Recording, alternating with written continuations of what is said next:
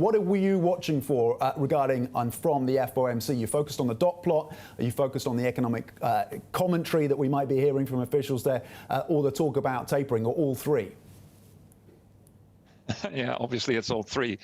It is very important guidance for Asian stock markets and Asian interest rates, and particularly also for the value stocks that we generally invest in across Asia, to see if we are going to have higher interest rates also filtering through into Asian financial markets. Is the decline in yields that we've seen over in the US something that you expect to be sustained, or is it overdone? Yeah, well, maybe it was overdone to go up so quickly. You haven't seen much response in Asian interest rates, actually. Of course, Chinese interest rates have their own pattern altogether. Japanese interest rates have moved down a little bit, indeed, in the last couple of weeks. But for instance, in Korea, you haven't seen much response at all. And that's exactly also what you're seeing in the financial stocks and the banks, right? The ones where you can actually see some higher interest margins, those are the ones that are being bought by the market. And that's particularly the case in Korea right now.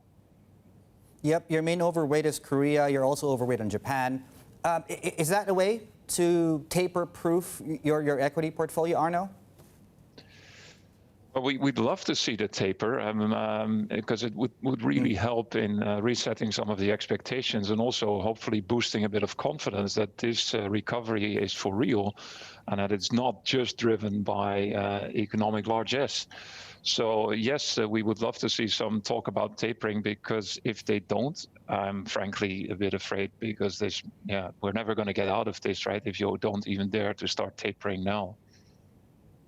And on China, that's your underweight. And I guess this is the other side to the Fed story, where liquidity issues. And yesterday we almost had quite a strong signal there out of authorities that liquidity will remain in check. I wouldn't say tight, but in check. I know you're underweight already there for the past several months. What would make you change your mind about Chinese and Hong Kong equities? Yeah, well, it's also got to do a lot with the fact that many of the leading stocks are in that growth camp. So the infatuation with growth amongst Chinese investors, to me, is still a little bit high. Of course, we've seen some of the internet platforms come off in the last couple of months, as it became clear that the regulatory risk cannot be ignored and is actually going to dampen earnings growth for the companies. So I think that is quite important to be aware of.